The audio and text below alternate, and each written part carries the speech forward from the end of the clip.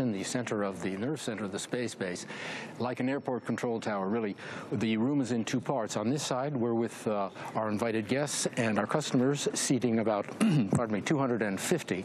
If you look behind us through the glass down into what they call the fishbowl, you can see the operational teams. Today, 50, 60 people, depending on the mission, working there. If you look farther back, all the way to the wall, you can see on the screens a lot of information coming in. I know it's hard to read all of it, but we'll get to it, try to explain some of it.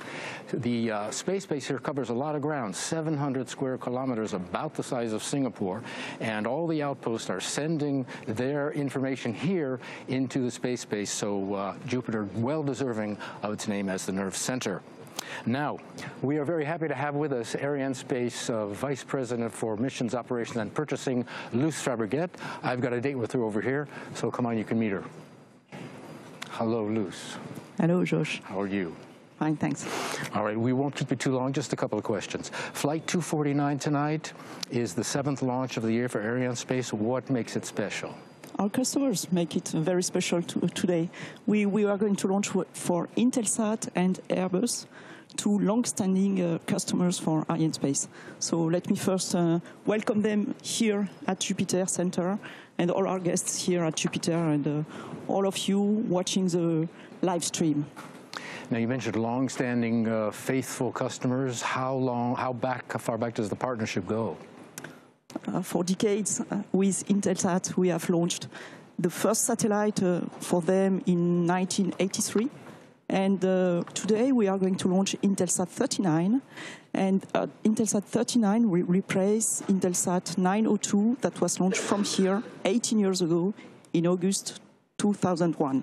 Mm-hmm. Regarding EDRS, we are going to launch for our customer Airbus, and with Airbus we have launched more than 130 satellites already, and EDRS is a very important mission for us. It's a key mission for us to guarantee the European access to space, and today EDRS will contribute to the space data highway, and this is an important highway, new highway, to accelerate the transfer of data from a low Earth orbit satellite to the ground, to all of us. Very good. Okay. Can you describe the mission a bit further? Give us maybe some facts and figures, some numbers people can remember. So today we target to launch at 4:30 p.m. The launch vehicle we head towards the east. It will fly over the Ocean Atlantic, then over Africa, and we will separate the first satellite, the large one, after 29 minutes of launch. And then we will separate the second one, EDRS-C, around 4 minutes later. The satellites are going into geostationary transfer orbit, right? What exactly is that? It's very efficient orbit to reach the geostationary arc. We will separate both of them on this elliptic orbit. It's an elliptic orbit with a perigee at 250 kilometers, apogee at the altitude of the geostationary arc, close to 36,000 kilometers, and we will inject them with a huge speed, close to 9 kilometers per second. Okay, very good. I know you want to go to work. You're going to work right in here. Just stay with us 30 seconds because I need you. You're going right in there, which is what we call the Arianespace flight desk. We're going to see some shots of the colleagues that you're going to be sitting with, the Roland Lagier and others. What's the role of the flight desk? So here we are connected with all the teams here in Jupiter and also in the control centers. We fully rely on these teams, and we have the final say on the decision to launch. Okay, final say. Luce Fabriguet, you better get back to work. Thank you so much. We'll be back with Luce at the end of the broadcast. For now, thousands of people from across Europe are working on a Europe's space effort. For more on that, we go back outside to Pierre.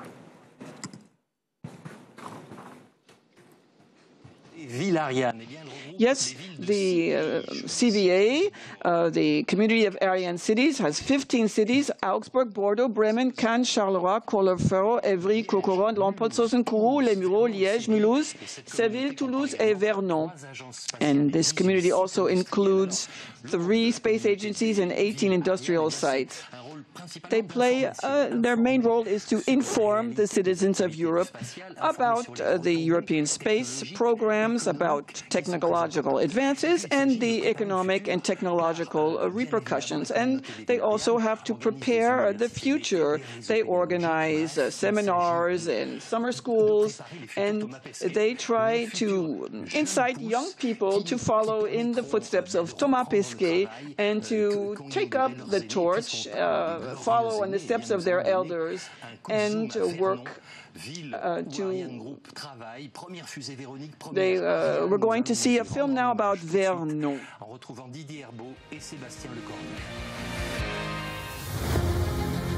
Ce soir, nous sommes réunis pour le 3e lancement Ariane de cette année, avec un lanceur qui va porter haut les couleurs de notre ville de Vernon. Vernon s'investit dans la communauté des villes Ariane avec un support très actif de conseillers municipaux passionnés d'espace et de son histoire. Ce symbole de la ville, ainsi emporté vers l'espace, rappelle l'attachement historique de Vernon à son activité spatiale. 75 ans de présence et d'histoire sur le plateau de l'espace, 40 ans de vol Ariane depuis 1979. C'est pour cela que l'établissement Ariane Group de Vernon s'engage aux côtés de la municipalité et des établissements d'enseignement dans des actions visant la découverte de nos produits et de nos métiers. Aujourd'hui, avec l'ensemble des Vernonnais et la communauté des villes Ariane, nous sommes heureux de parrainer ce vol d'Ariane 5 en apposant le blason de la ville de Vernon sur la coiffe de la fusée. Véronique, Vesta, Vulcain, Vinci, le V de Vernon a toujours été associé à l'aventure spatiale. Et depuis quelques années, avec Sébastien Lecornu, ce site a été transformé en véritable campus de l'espace, avec bon nombre de grandes entreprises. Aujourd'hui, avec tous les Vernonnais, nous sommes très fiers de nous envoler avec Ariane 5. Vernon a une grande tradition industrielle, notamment avec la filière aéronautique et aérospatiale. Cette tradition, on va continuer de l'affirmer dans les années qui viennent, avec bien sûr le début du programme Ariane 6, avec les recherches sur le programme Prometheus qui va inventer une nouvelle génération de lanceurs, avec bien sûr la montée en puissance et en charge du campus de l'espace, avec l'ensemble de ces formations, de ces également sous-traitants, de cette filière qui s'organise autour du campus technologique. Cette tradition industrielle, cette histoire industrielle, non seulement on la célèbre avec ce parrainage de ce lanceur Ariane 5, mais on va également continuer de la réaffirmer dans les années qui viennent, puisque le V de Vernon reste fondamentalement attaché à l'histoire aéronautique et aérospatiale.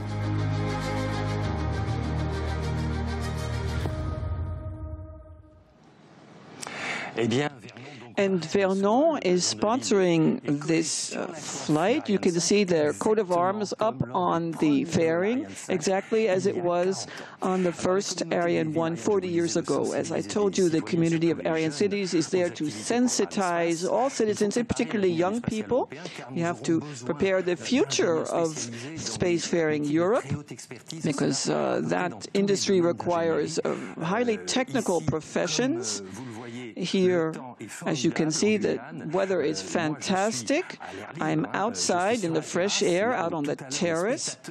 And in a few minutes, the viewers will go out onto the terrace to view the launch with their own eyes. But down below me, Josh is inside in the air-conditioned control center. Over to you, Josh. Right here, back in the air-conditioned Jupiter Mission Control. Countdown proceeding, normally less than 9 minutes to go till the liftoff. Countdown, of course, not simply a 3, 2, 1, push a button, blast off. You know it's more complicated than that. As a matter of fact, the professionals here say countdown is the most intense part of the entire launch campaign, which lasts, you might remember, 5 to 6 weeks. And this is especially true here in Jupiter with the constant flow of information coming in. Some more of the key players, the Ariane Space Program Director, Véronique Loisel there for the 2 satellites. The customers alongside her, you'll see them in a minute, the satellite mission directors for the 2 passengers. Every Ariane Space customer has one point of contact, and only one, the program director, from contract signing all the way through to after the end of the mission, one-stop shop, making things very convenient for them. Here in Jupiter, you can see all the operational teams, but in fact, to launch Ariane or Soyuz or Vega effectively and safely, we need a lot of help from security people. We need help from the Army and the Navy. We need firefighters and a lot of other professions, the same as in any other business. Some of these people arrive early. The first operations for an Ariane begin 11 hours before liftoff, so some of the people back in the fishbowl were here at 5 this morning. Two other people you're going to be seeing on the left of your screen is Thierry Villemart from Arianespace, the mission director, and with him the range operations manager, who's going to call out the 7-minute mark. He's from CNES, he's Pépin-Antoine Guillaume. Now, you'll be hearing him a lot because he calls out all the milestones, both before and during the launch. And he's just taken us into the 7-minute mark, which is the automatic or the synchronized sequence, the final moments of the final countdown, the tip of the iceberg. If you want, the computers are taking over. Ariane is being weaned from the ground. Her onboard computers are giving her autonomy. Last thing we want to show you is the green status panels in the back. All is green. We're ready to go. A film now on the launch campaign. You'll see how Ariane 5 is put together. Take a look. We'll be back.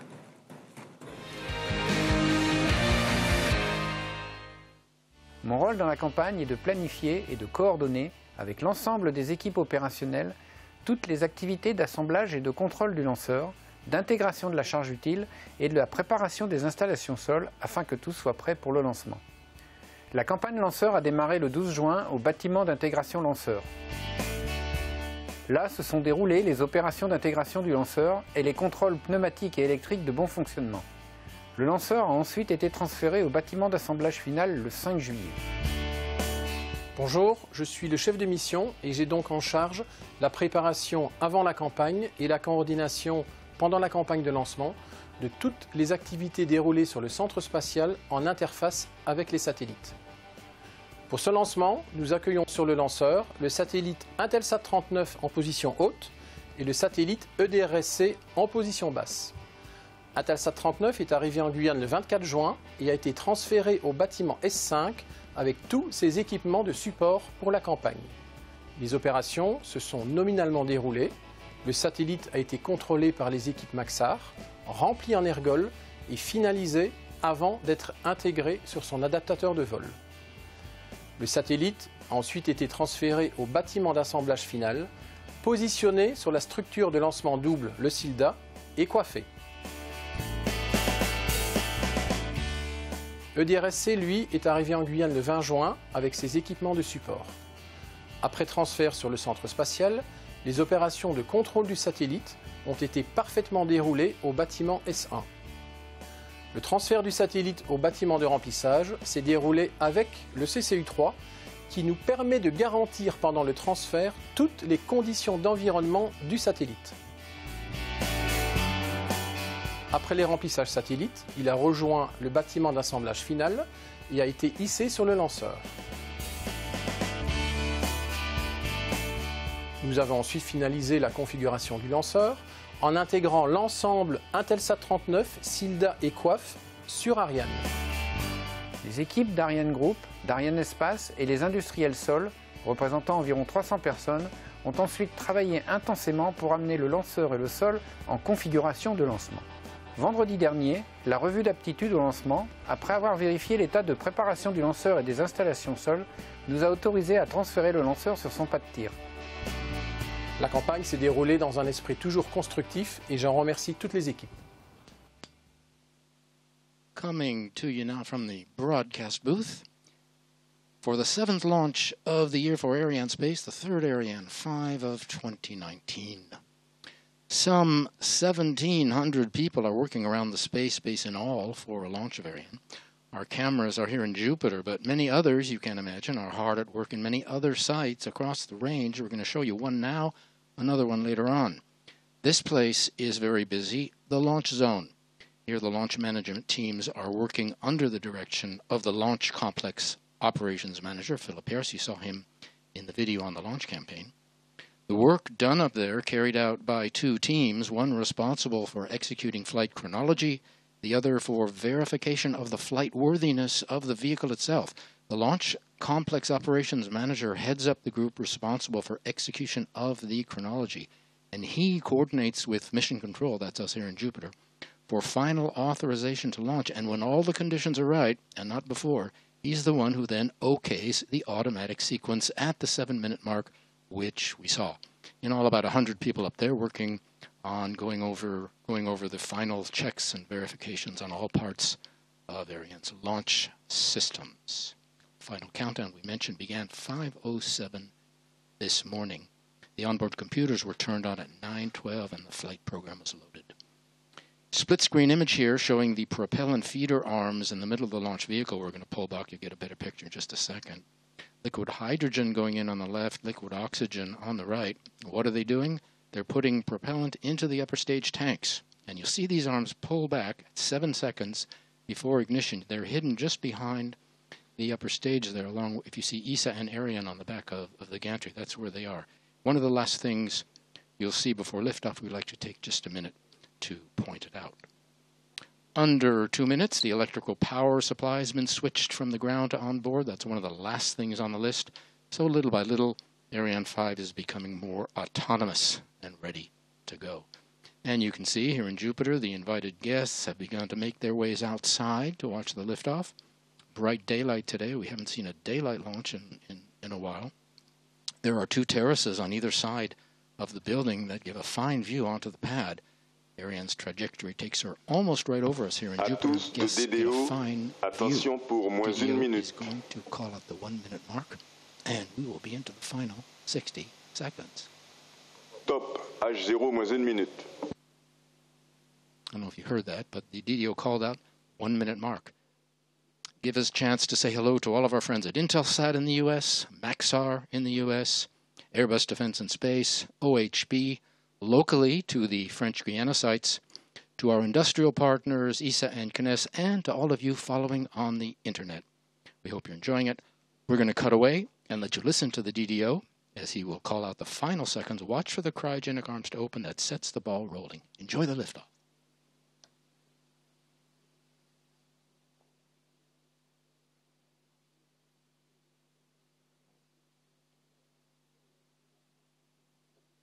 À tous de DDO, attention pour le décompte final. 10, 9, 8, 7, 6, 5, 4, 3, 2, 1, top.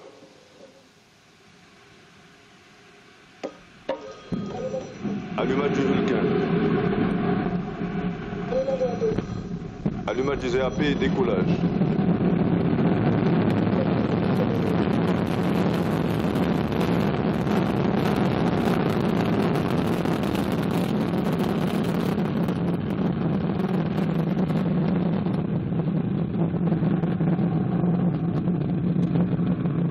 Paramètres bord sont normaux, la propulsion est nominale. De la manœuvre en roulis.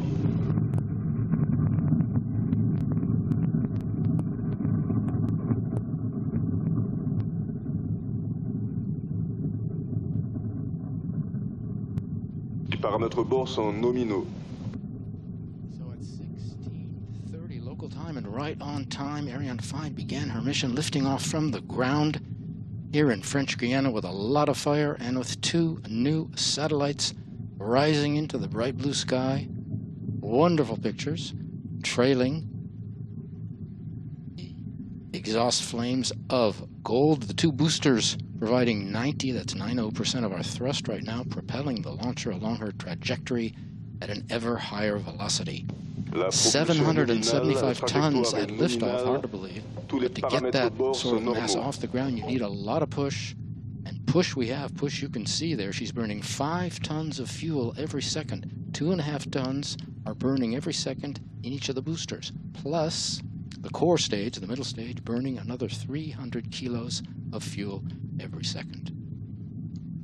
Ariane 5 is now following the program in the onboard computer, which gives all the orders, including stage separations. We're going to see those in just about 20 seconds. We're in the first of 4 flight phases as we pass to the animation. We'll be describing each in turn, so you can follow Ariane on her way east across the Atlantic. Right now, the first flight phase, as you can see on the animation, the single first stage engine and the 2 boosters are burning. The boosters burn just over 2 minutes. La propulsion est nominale, la trajectoire est nominale, tous les paramètres bord sont normaux. The DDO says everything des EAP. is perfect on board, and he's announced the separation of the boosters, and you can see that. That's the 2 points of light on the top, the flames of the 2 boosters flaming out. The single point of light below that is the lower stage, which continues to burn. Fine shots. We may even have shots of the fairing separation coming up in less than a minute. That'll make another 2 points of light in the bright blue sky. The single first stage engine is burning now, taken over from the boosters. The boosters will fall. La propulsion est nominale, la trajectoire est nominale, tous les paramètres bord sont normaux. DDO says everything is nominal on board. The boosters fall 500 kilometers from shore into a protected area. Look on your screen on the bottom, our altitude 104 kilometers, on the right our speed 2.27 kilometers per second. The speed we need to inject the satellites, roughly 8 or 9 kilometers per second, as we've separated the fairing. There are actually 2 halves. There's another half on the starboard side of the vehicle, which is out of camera range. We can separate the fairing now because we're out of the dense layers of the atmosphere. Over 100 kilometers up, there's neither friction nor heating, which could disturb the passengers.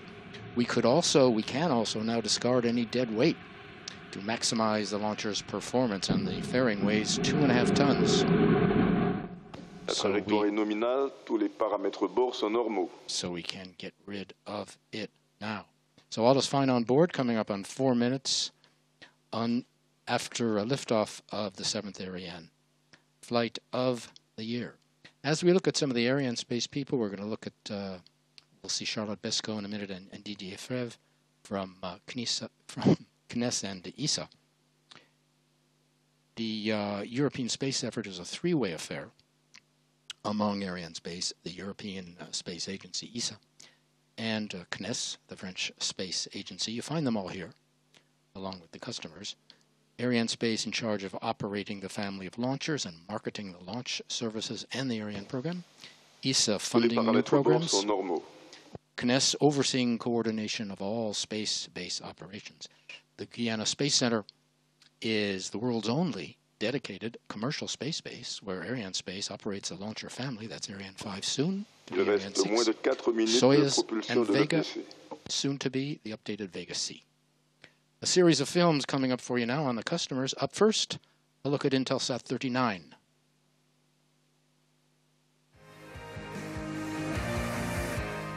Hello, I'm pleased to welcome this third Ariane 5 ECA launch of the year with on board 2 passengers. Intelsat 39 for the operator Intelsat and EDRS-C based on a public-private partnership between the European Space Agency and Airbus. Regarding in particular Intelsat 39 satellite, Arianespace is proud for having been selected by Intelsat to launch ICE-39, which will be the 61st Intelsat satellite launched by Arianespace. This high-power communications satellite, with a mass of 6.6 tons, was built by Maxar in Palo Alto and will replace Intelsat 902. It will be located exactly at 62 degrees east orbital position. I would like to thank all the teams that have been involved in this program. First, of course, our customer Intelsat, which always relied on Arianespace with a dedicated, very efficient teamwork all along the program. Constructive approaches and optimizations have always been shared and preferred between the project teams. This was really a key driver to conduct a smooth and efficient launch campaign. I wish a long life to ICE-39. We are in the second powered flight phase. The single-engine core stage burning now. You can see that on the animation. Another 2 minutes to go, roughly, until it shuts down. In just 2 seconds, we will be picked up by our first downrange tracking station. That's over the border in Brazil, a place called Natal. The station run by the Brazilian Defense Department for the CNES in an agreement with ESA. It will see lower stage burnout and separation. All of Ariane's trajectory has been designed to be followed from ground course. Continuing our look at the passengers tonight, a first look at our second satellite, EDRS-C.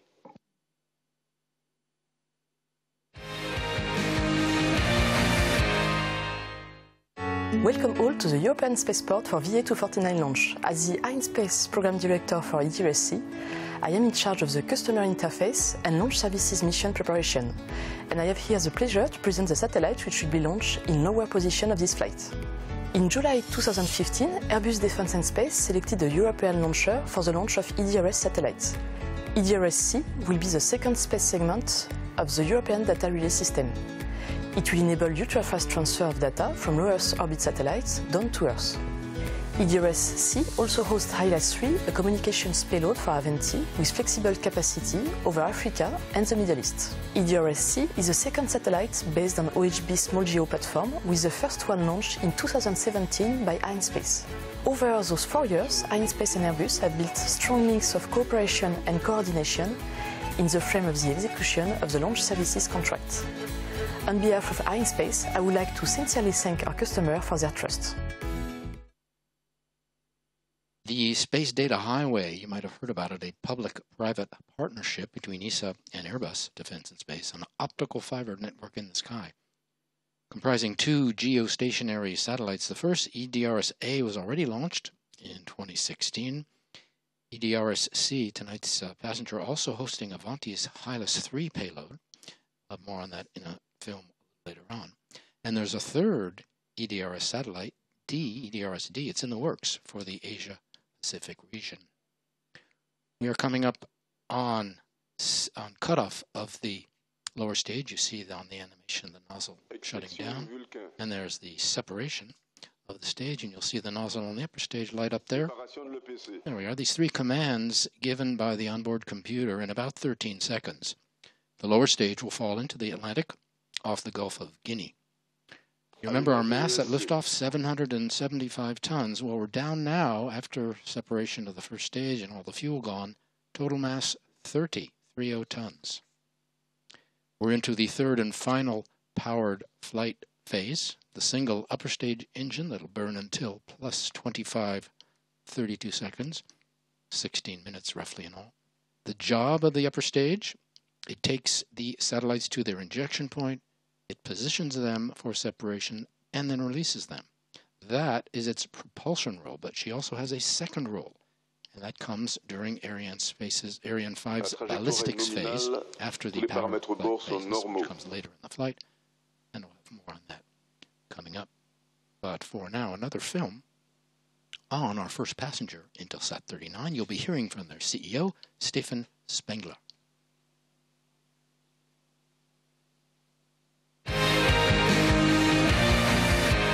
Hello, everyone. Thank you for joining us to watch the launch of Intelsat 39. Launching a new satellite is always an exciting time. It brings the promise of new opportunities to connect individuals, businesses, and communities using the latest advancements in satellite technology. It also reinforces the teamwork and technical innovation evident in our partnerships across the industry. Intelsat 39 will replace Intelsat 902 at 62 degrees east. This new satellite exemplifies the diversity of services that Intelsat's space-based platform and Intelsat 1 terrestrial network provides our customers around the world. Intelsat 39 is designed with both wide-beam and high-powered steerable spot beams to meet the needs of broadband networking, video, and government customers across Africa, Asia, Europe, and the Middle East. The steerable spot beams provide flexibility within the payload and enable our customers to efficiently respond as their requirements shift over time. The satellite will feature C and Ku band capabilities to provide additional scale to our Intelsat Flex managed services. It will enhance mobile connectivity for aeronautical, maritime, enterprise, and government customers operating across these geographies. Intelsat 39 is a powerful platform that will enable our customers to expand their high-speed networks at a lower cost of ownership.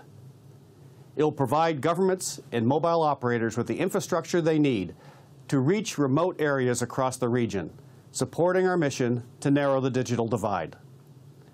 The government of Myanmar will use Intelsat 39 to enhance its network and the networks of other mobile operators and media companies.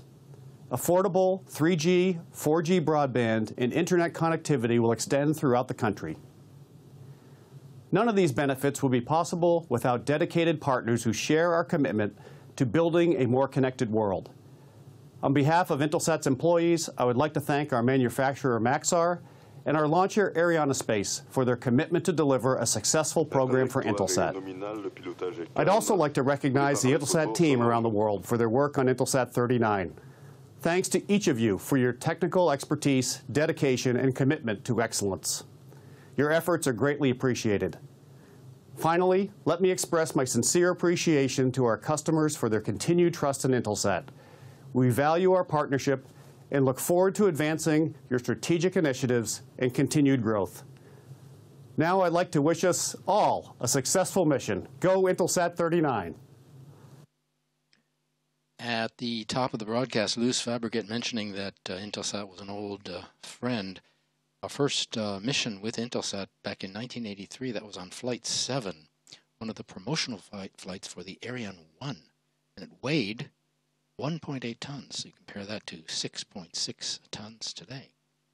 As of June, Arianespace has launched 60 satellites for Intelsat and signed 58 launch contracts with the operator. Our last Intelsat launch was last September.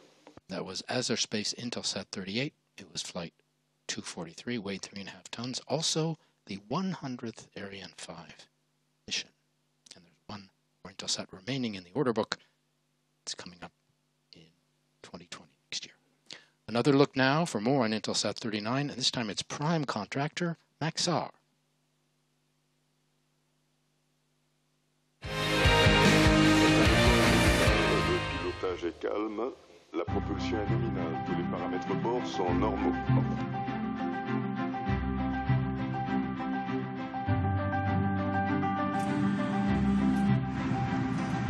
Intelsat 39, the satellite that we're launching today, is going to replace satellite Intelsat 902 that was built by Maxar and was launched here in French Guiana in 2001. And that satellite was contracted for a lifetime of 13 years, so we're coming up on 18 years, so it's giving us close to 50% more life than we contracted for, so we're happy with that.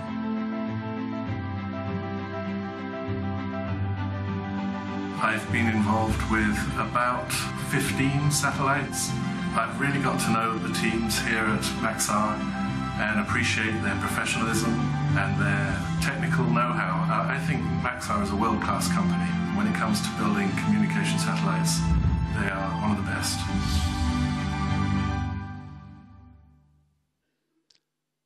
While you were watching that film, we were picked up by our next downrange tracking station. That's Ascension Island, tiny island in the South Atlantic, 10 square kilometers. NASA had a station there till 1989 when they closed it. ESA, the European Space Agency, decided to build its own. This is the 65th Maxar satellite to be launched by Arianespace and the 57th based on their 1300 platform. Our last Ariane launch, June 20th, orbited a Maxar satellite. That was Eutelsat 7C. And there are currently 4 more Maxar satellites in Arianespace's backlog for upcoming missions. Roughly 10 minutes to go in the upper stage burn.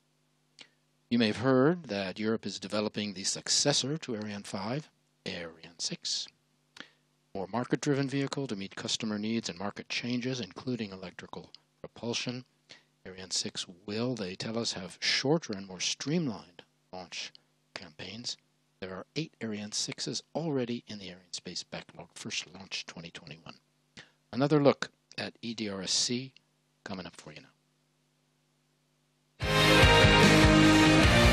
At Europe Spaceport in Kourou, the new EDRS-C satellite is undergoing final preparations before its launch.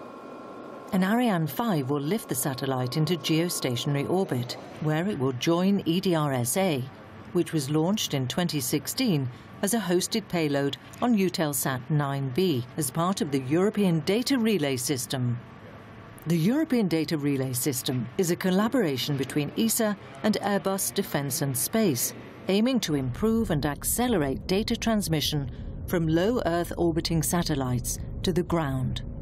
From their geostationary orbit, EDRS satellites can both see the low orbiting imaging satellite as well as the ground stations. Data from the imaging satellite is sent via a laser link to EDRS, which then transmits data via radio frequency to the ground stations.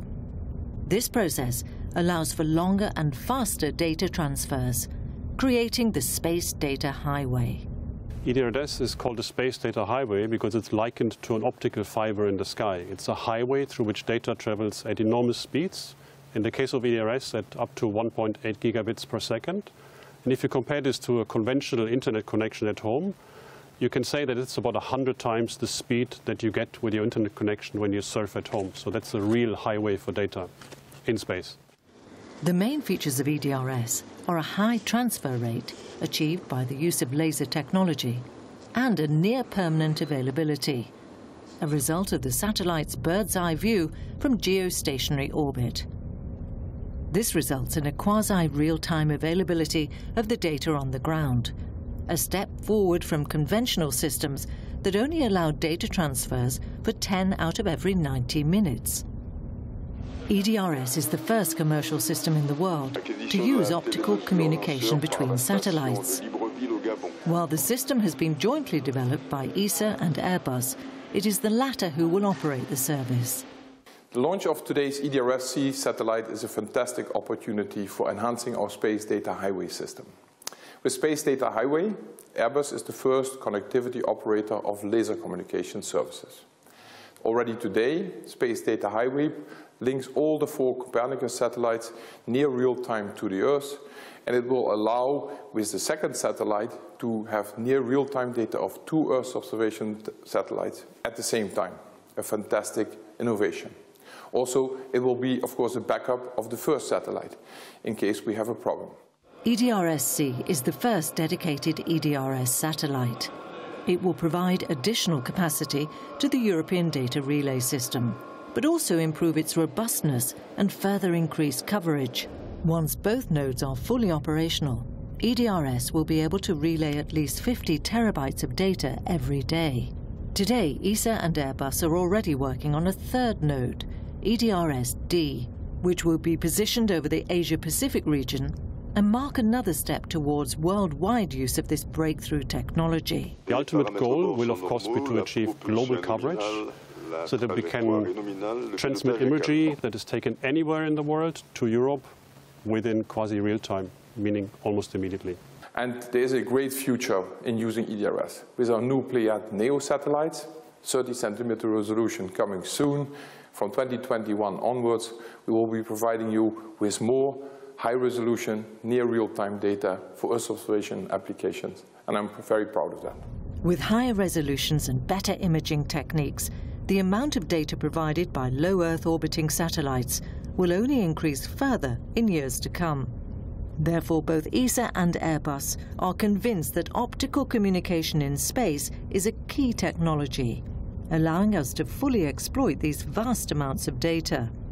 EDRS is the beginning of a new era in space-based telecommunications, and the launch of EDRS-C is another step towards the completion of the space data highway.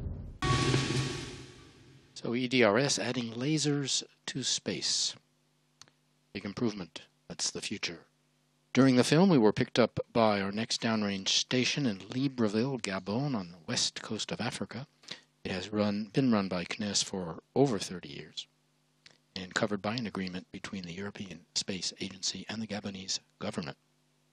Tonight, a standard double launch to communication satellites, but throughout the long history of the Ariane family and Soyuz and Vega, Arianespace has launched for all types of missions and all types of orbits. On EDRS, a payload called Hylas 3, a short look now at its builder, Avanti.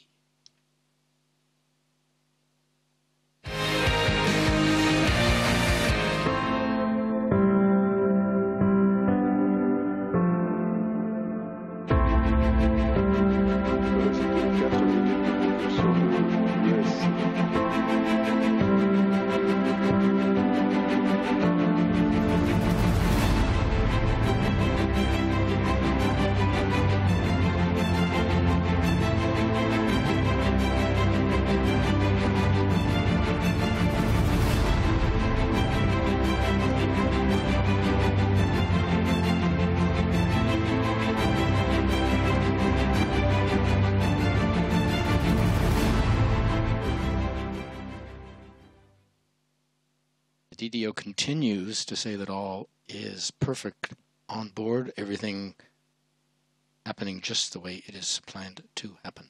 Some numbers, right, some numbers. This is the 72nd launch of this version of the Ariane 5, the 312th mission performed by the Ariane family of launchers, and the 105th on an Ariane 5. Intelsat 39 and EDRS-C are the 215th and 16th satellites to be launched by an Ariane 5, both with a lifetime of 15 years. Up next, a look at EDRS-C's prime contractor, OHB.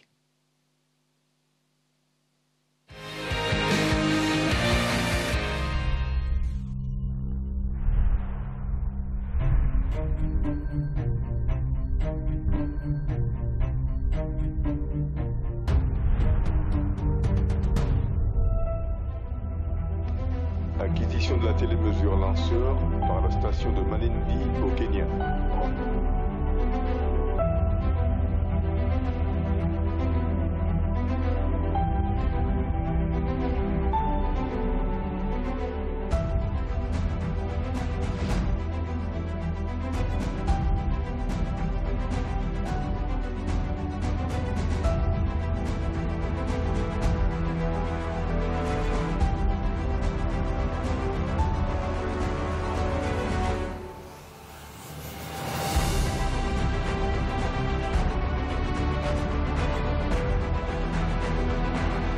La manœuvre en route.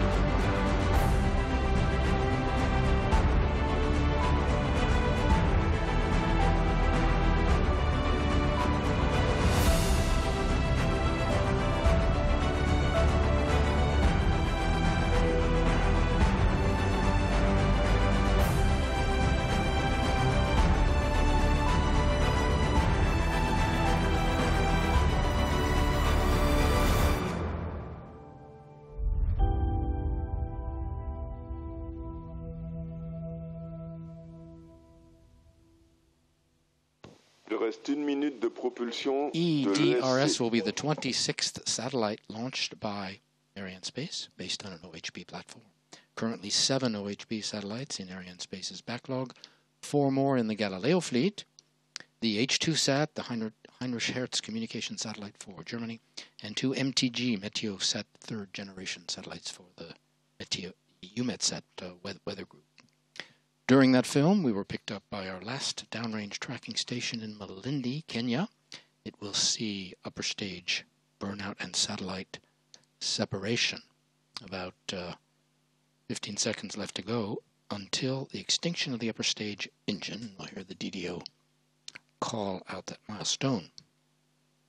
We'll be out of the powered flight phases and into what they call the ballistics phase, or the coasting phase, or the free flight phase. You see the nozzle shutting down there.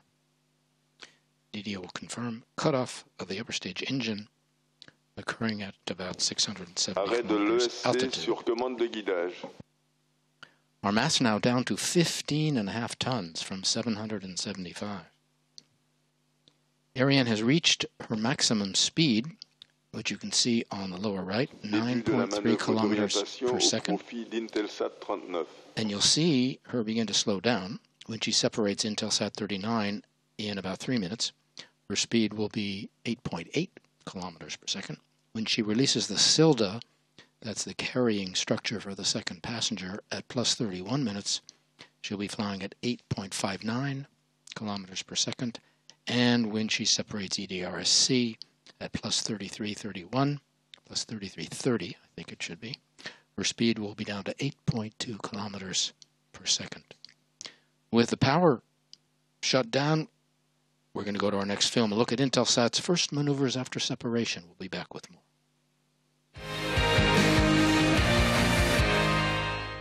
Good evening.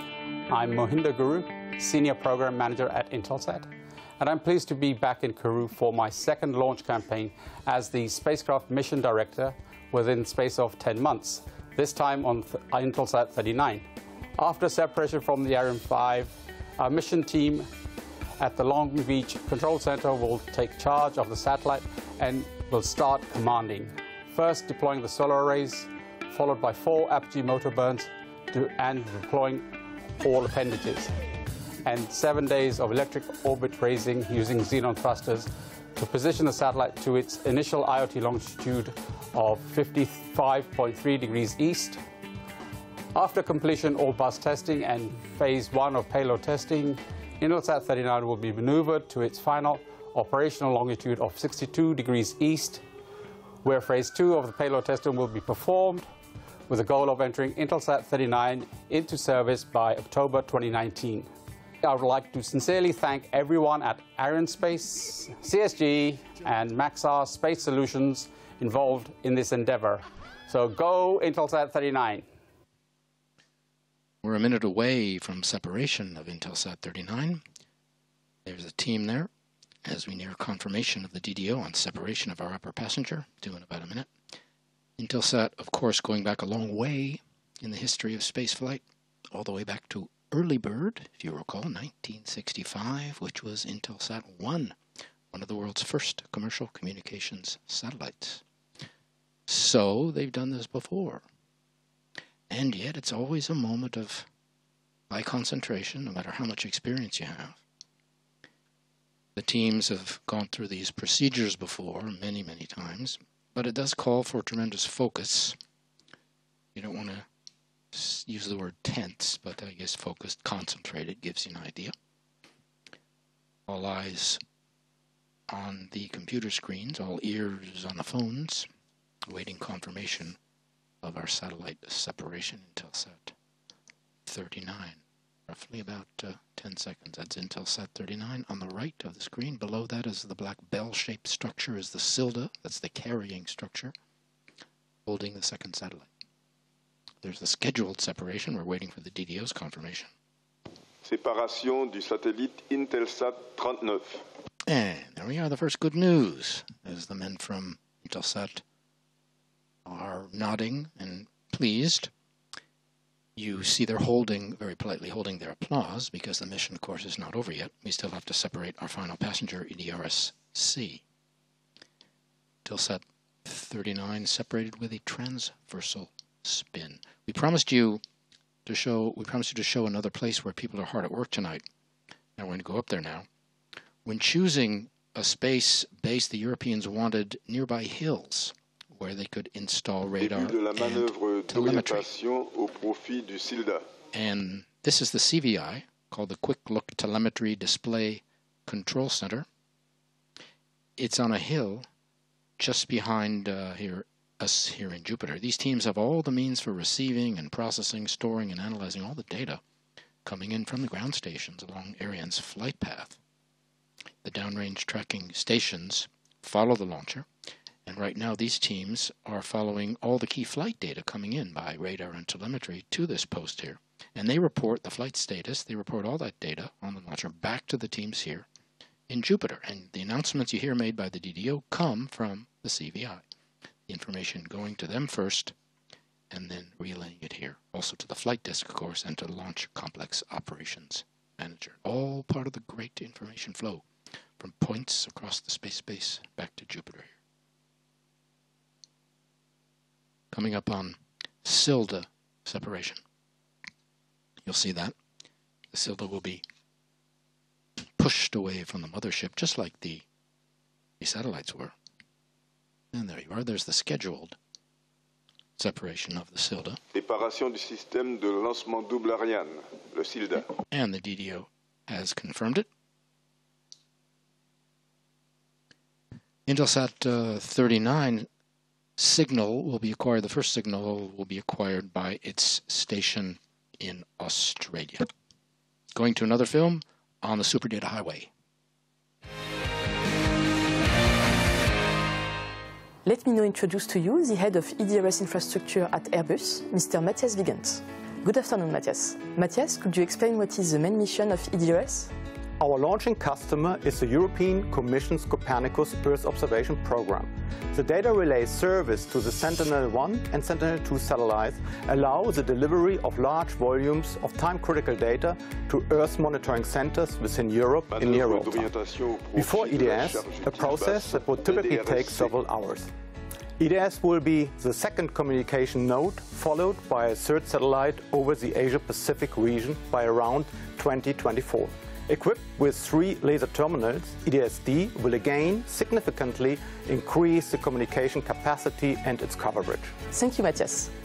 Let me now introduce to you the EDRS project manager at ESA, Mr. Michael Witting. Michael, since when has the EDRS service been available and how will EDRS-C contribute? The commercial EDRS service has been available since November 2016 via EDRS-C's sister payload EDRS-A.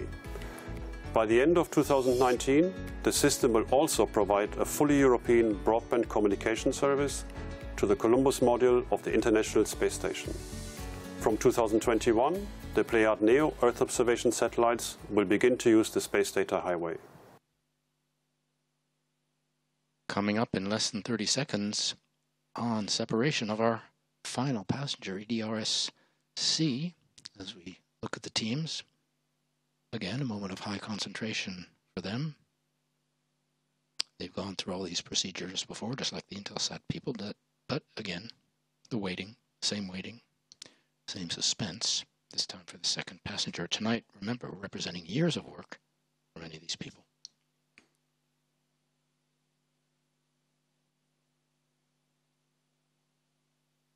Séparation du satellite EDRS-C. Well, the final good news, as you can hear. The applause from the people here in Jupiter. Everybody happy. Ariane 5 delivered her second passenger, EDRS-C, out over the Indian Ocean. Handshake, smiles, cigars and champagne forthcoming. So from those very concentrated minutes, just moments ago, you can see the change here in Jupiter. Very buoyant, very happy. The hugs and the kisses all across the Space Center and at the points and posts where people are following the launcher and the satellite. Work will be just beginning there at the different ground stations for both Intelsat 39 and EDRS-C, and at the other sites around the world where the satellite's first maneuvers are being monitored. Congratulations all around.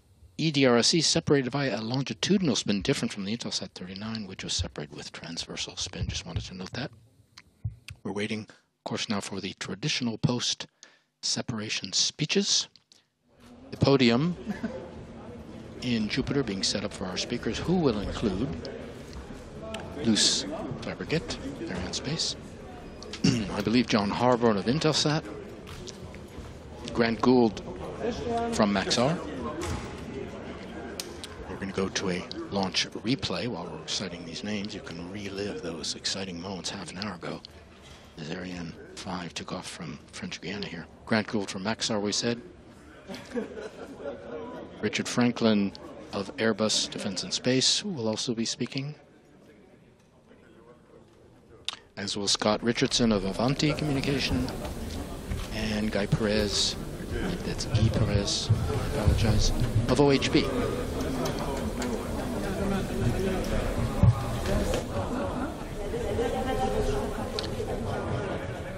These shots from all the replay, from the replays at all the observation posts at the base, there are 6 or 7 observation sites from differing views, including view from the beach, which is very popular here with the locals. Wonderful shots of Ariane rising up into the late afternoon sky. Luce Fabregat is making her way to the podium.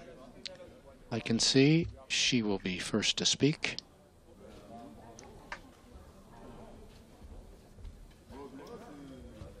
And the next voice you hear will be Luce Fabregat of Arianespace.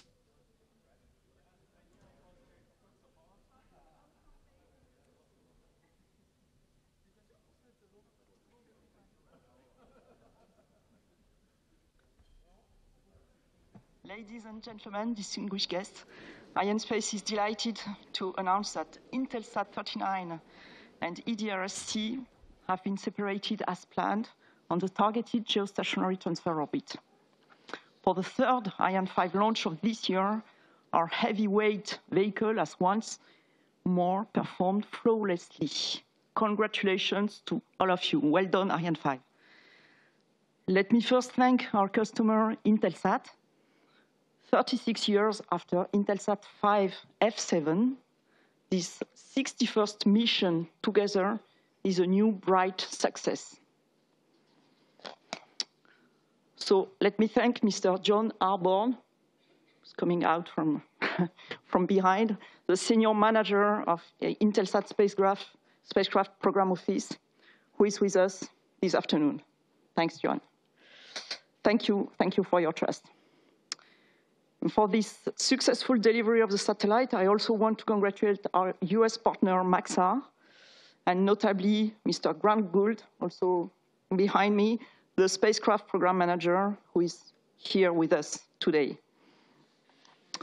Intelsat 39 marks the 57th satellite based on a Maxar 1300 platform that Arianespace has flown. Thanks for this partnership.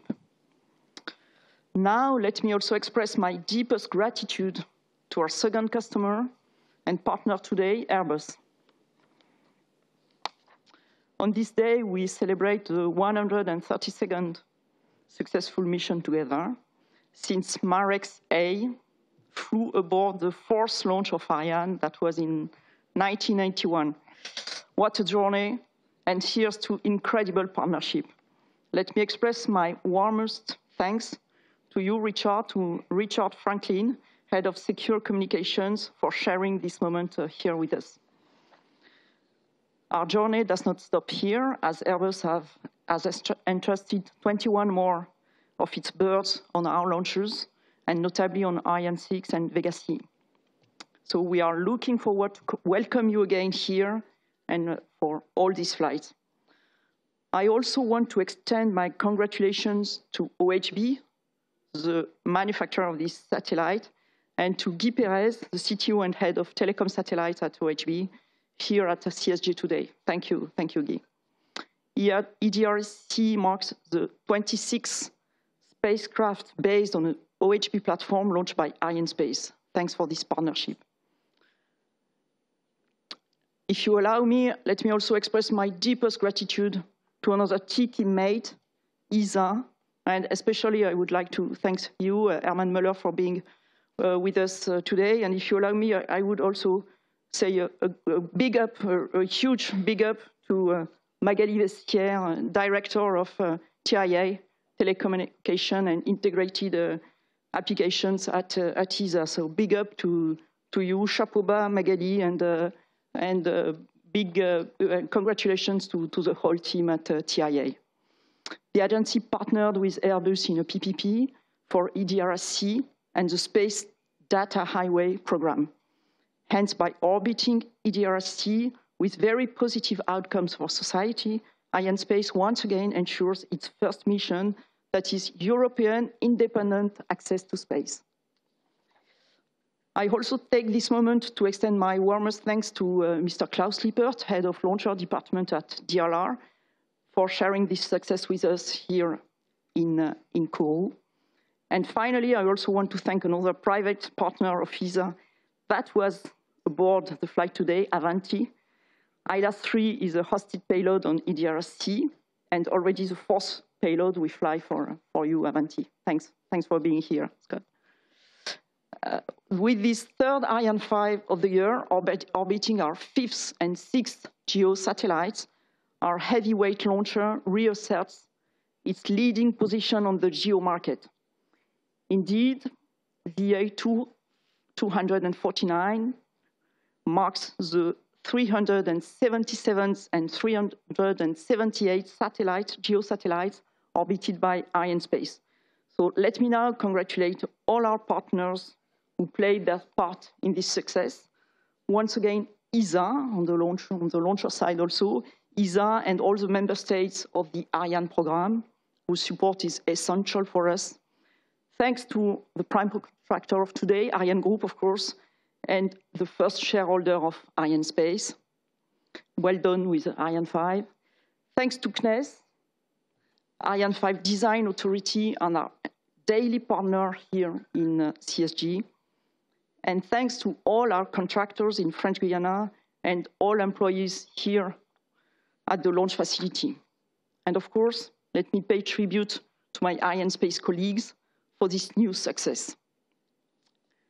I would now like to welcome to the stage our customers and partners. Please.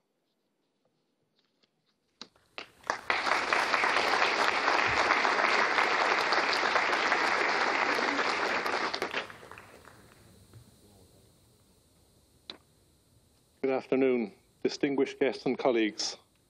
Thank you all for being here today, and congratulations to all on the successful mission.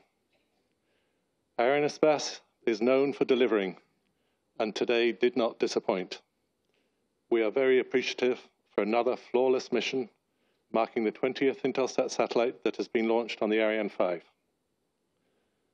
I'd also like to recognize our manufacturing partner, Maxar. They have been a trusted and reliable manufacturing partner for Intelsat, and I'd like to thank them for their hard work, dedication, and strong track record of delivering satellites on time.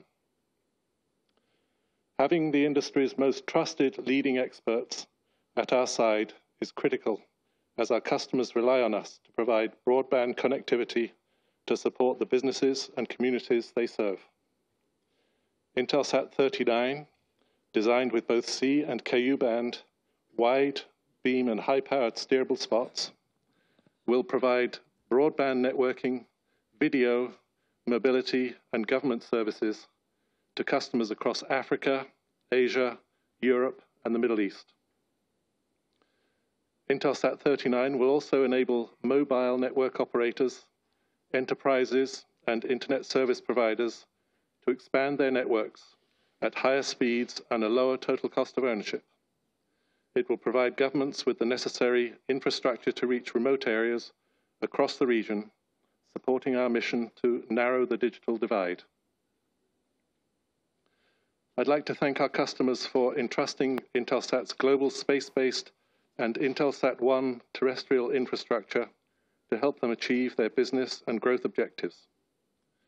We are grateful that Paul Ekberg of Ovzon could be here with us today to celebrate the launch. Combining the power, flexibility, and resiliency of Intelsat 39 with Ovzon's managed service and ultra-small laptop-sized terminals, we will be able to provide up to 5 times the throughput capability to teams conducting disaster response operations and delivering mission-critical information at the tactical edge. We truly value our partnership and look forward to our continued success together. Again, I'd like to congratulate and thank everyone here today for another launch success. Thank you.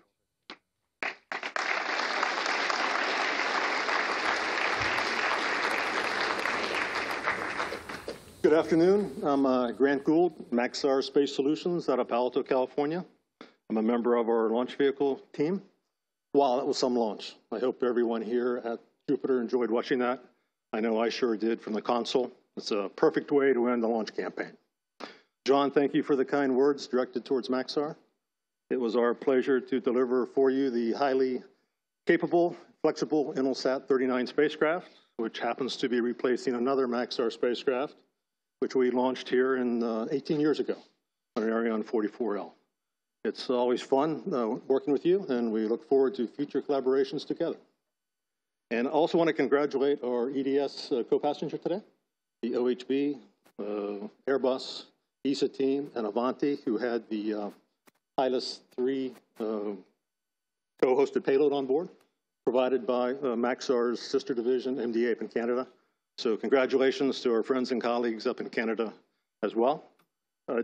Really be remiss if I didn't give a quick shout out to the Maxar Intelsat 39 launch team, the best in the business. Thanks, team, for another great campaign. And Arianespace, thank you. Another successful ride to orbit, coming just 6 weeks after our last ride to orbit on VA249. We had our first all-electric platform on that launch. It's doing quite well on its way to its final geo-orbit location. So Maxar will be leaving the launch base soon, but we won't be gone for long. We'll be back later this year for an exciting small-sat mission on Vega, hopefully later this year, and we'll be back in 2020 with 2 delivery on orbit spacecraft, where Maxar is both the satellite manufacturer and the Arianespace customer. So till then, best wishes.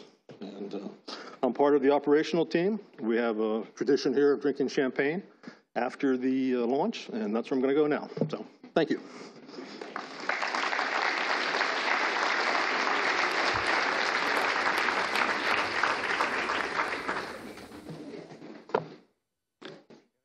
Ladies and gentlemen, Richard Franklin from Airbus. It's an honor for me to be here to celebrate this success with you, the launch of our second EDRS satellite. And as Grant just said, wow, this is my first launch. It's truly amazing. I'm going to be back for more. EDRS-C is key to the ongoing development of our laser program, the Space Digital Highway, and towards a fully redundant global network. Airbus is very proud to be the lead in the consortia, the prime, and to deliver the service to the benefit of our customers. I would like to specifically thank ESA, our partner, and this program is only possible due to our continuous and strong support from them along this long program. The same applies to the German Aerospace Centre. Only your long-standing efforts made laser communications possible. Furthermore, I'd like to thank the European Commission for the Copernicus program and being our anchor tenant on the EDRS program. I'd also like to thank Arianespace, CNES, and the Guiana Space Centre for the successful launch, but also being such tremendous hosts. Really impressive and great fun today. The launch tonight comes after many years of intense work from a number of teams, the Airbus team, the OHB team, the TSAT team. It's taken a lot of work and a great deal of teamwork together, and the success tonight, I think, is testament to all the efforts that teams have put in. Of course, it doesn't stop here. Our teams in Europe are already working on the first in-operation testing. This phase will continue for several months, and we can now officially start the service that will last for the next 15 years. So special thanks also go to the German Space Operations Centre and the GSOC, which was responsible for the payload operations. By now, the first telemetry should have been picked up, and testing should be underway. Laser communications is now firmly established. With EDRS-A, we've already done 23,000 successful links. EDRS-C takes us to that next level, adding extra capability to the backbone and proving that we are capable of doing missions that conventional satellites were not capable of doing before, enabling capability, saving money, and looking to the future. We're already focused on the next one, looking at EDRS Global. Hopefully, in the next few years, we'll be back for another launch. But now, just all to say thank you for everyone coming, and then please enjoy the success that we've all had tonight. Thank you.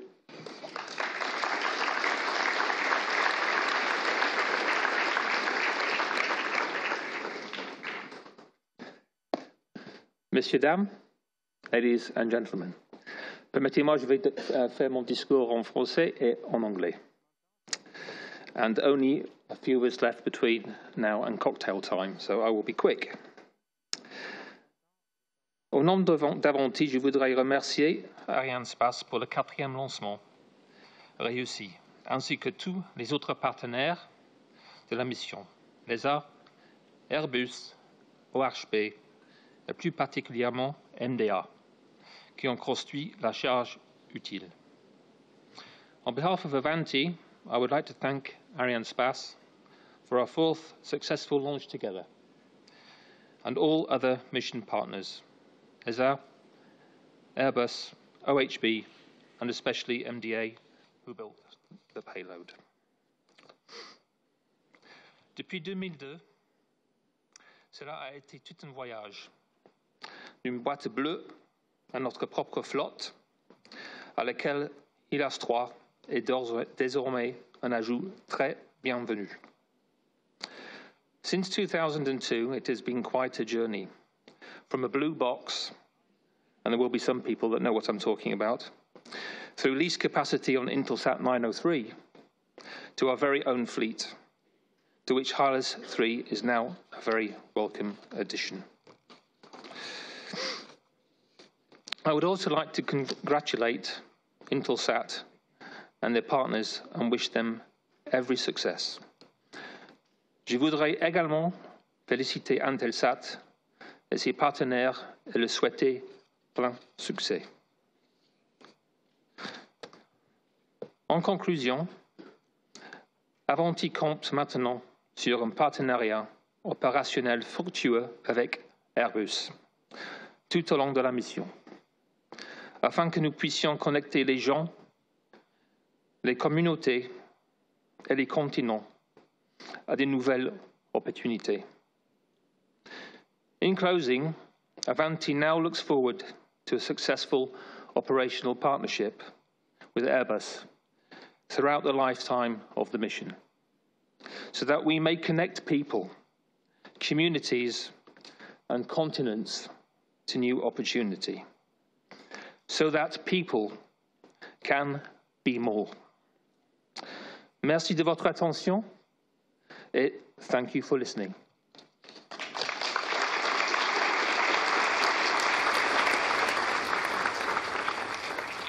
Est-ce que tu peux peut-être, parce que ça c'est fait exprès pour qu'on voit, non, il y a encore quelqu'un d'autre. On a le truc qui nous... So good afternoon, everybody. My name is Guy Perez. I'm the CTO of OHB System. At first, I would like to say how wonderful was this launch.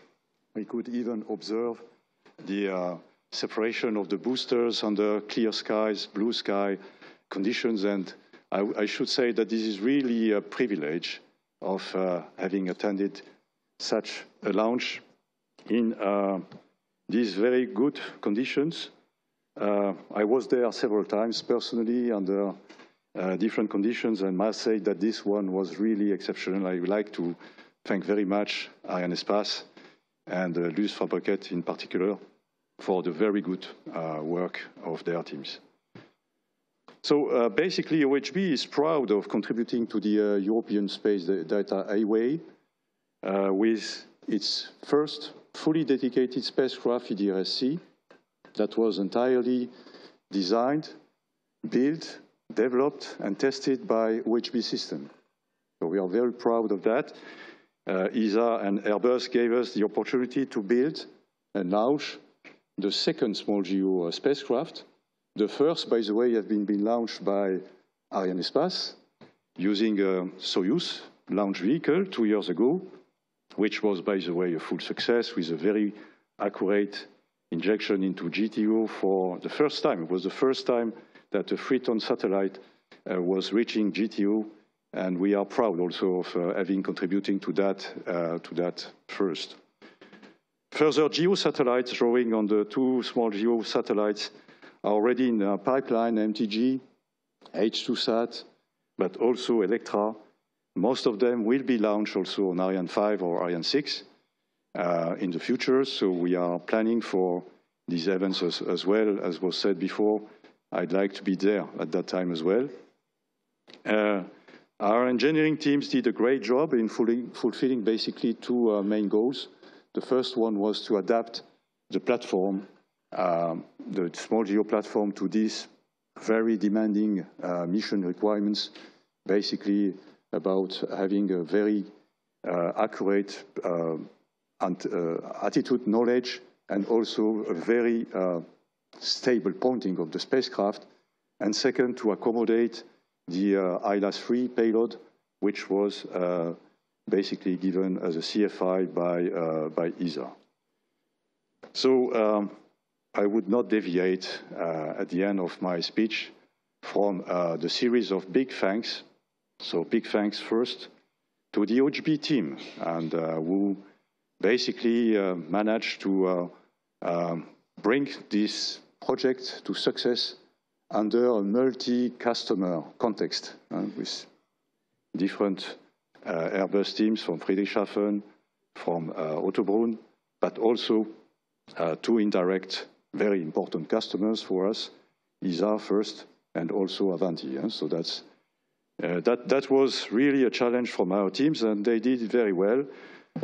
I'd like to also associate the thanks to our main subcontractors, basically TSAT, Avio, OHB Sweden, and LuxSpace. They did, amongst others, the supplier database from OHB is very wide, very big.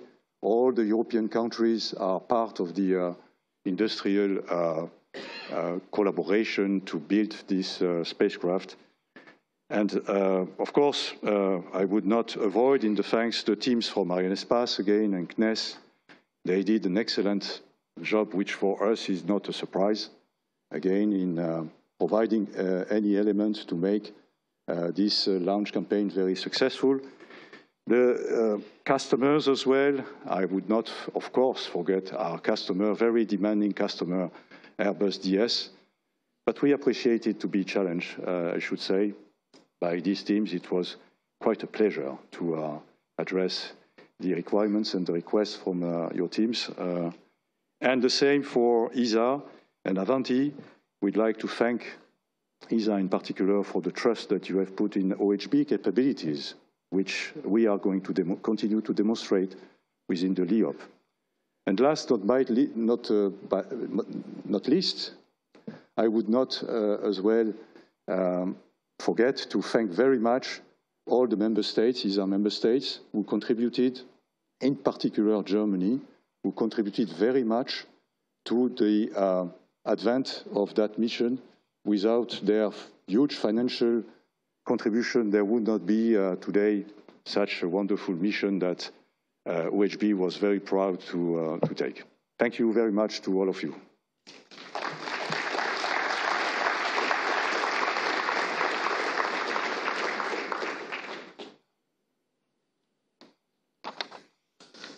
So again, congratulations to all the teams for this outstanding success. Long life to EDRS-C and to Intelsat 39. We had a busy first half of the year, so we will be back in a few weeks. And in the meantime, I would like to wish you all the best summer. Thank you for your attention and enjoy the end of the day or the evening or the night. Thank you.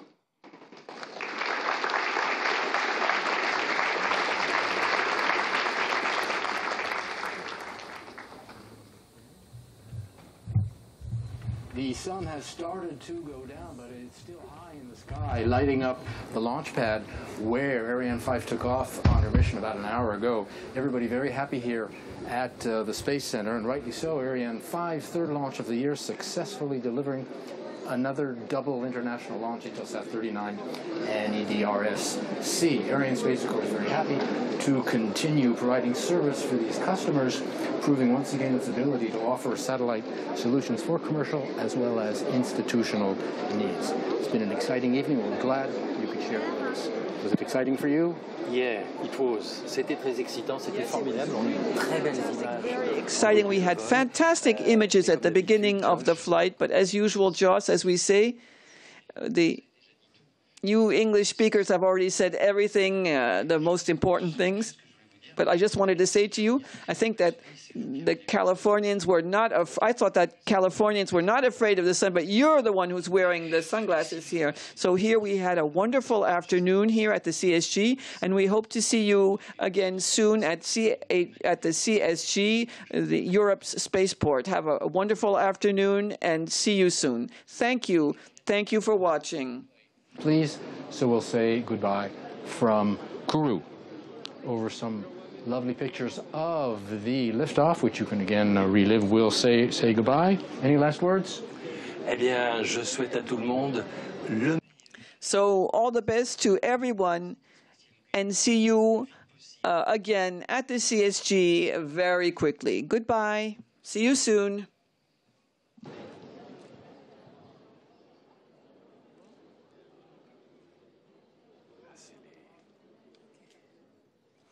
Merci Thierry.